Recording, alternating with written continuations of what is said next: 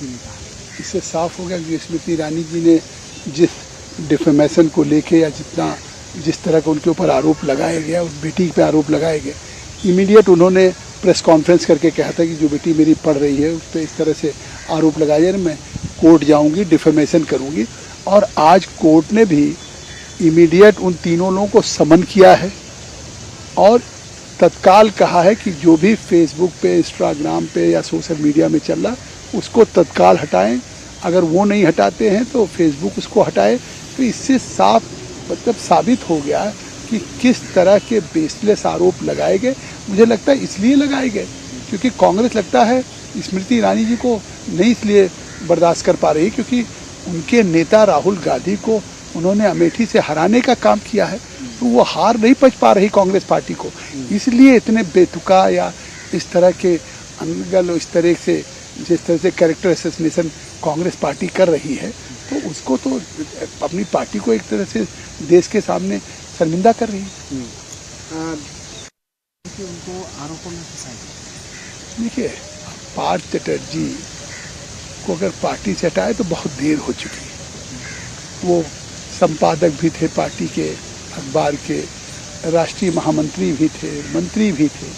तो ये इतना बड़ा जो टीचर्स के अपॉइंटमेंट का जो स्कैम हुआ है, अभी एक एक घर से निकलता जा रहा है, 50 करोड़ कैश निकल चुका है।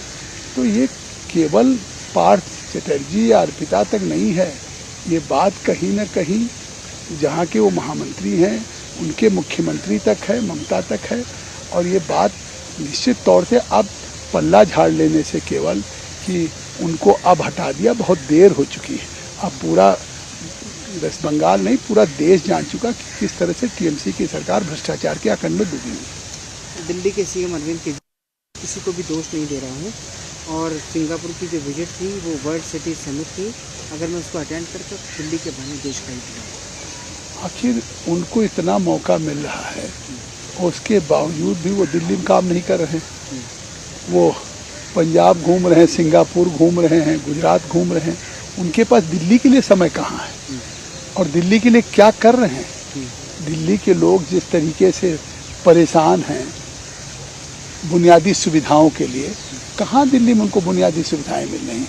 आज किस तरीके से उनके खिलाफ नाराजगी है, जनता में इसका परिणाम सामने आ जाएगा। केसी वेणुगोपाल कह रहे हैं कि ये अधीर रंजन वाला इश्यू जो है ज़्यादा होता है। बिल्कुल नहीं, पहले दिन से ये सदन कांग्रेस पार्टी नहीं चलने दे रही, क्योंकि उसका महंगाई तो एक बहाना है, निशाना तो ईडी है।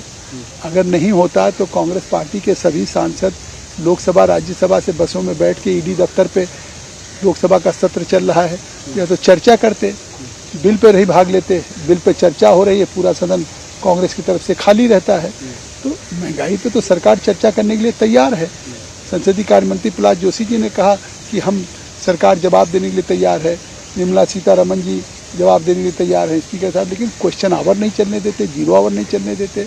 अब चाहे वो ईडी का हो, जिस तरीके से आप कह रहे हैं कि अधीर रंजन ने कहा, तो ये क्या कोई स्लिप ऑफ टंग है? मतलब आप जिस तरीके से उन्होंने जानबूझ करके इसको कहा, और इसलिए मैं उसको जानबूझ के मांगता कि अब भी वो कहते हैं मैं महामहिम राष्ट्रपति से मिल करके कहूँगा। आखिर उस पार्लियामेंट में जहाँ के चुने हुए वो कांग्रेस के नेता हैं, उस सदन से नहीं माफ़ी मांगेंगे? राष्ट्रपति, महामहिम राष्ट्रपति, जो कॉन्स्टिट्यूशन ऑफ पार्लियामेंट है उसमें president and house of state and house of peoples, तो प्रेसिडेंट उसकी पार्ट है। ये संविधान के अनुच्छेद 79 में, इसका ज्ञान तो अधीर रंजन जी को है। तो जब हमारी वो उस पार्लियामेंट का हिस्सा हैं, तो ये उन्होंने केवल राष्ट्रपति जी का अपमान नहीं किया, उन्होंने भारत के पार्लियामेंट का भी अपमान किया। और फिर भी वो पार्लियामेंट के लिए कह रहे मैं पार्लियामेंट में पाखंडियों से माफ़ी नहीं मांगूंगा। तो अब उनको तो अभी तक तो महामहिम राष्ट्रपति के खिलाफ अपमान कर रहे थे, अब वो पार्लियामेंट का भी अपमान कर रहे हैं अधीर रंजन चौधरी। इसके बावजूद कांग्रेस पार्टी और वेणुगोपाल डिफेंड कर रहे हैं।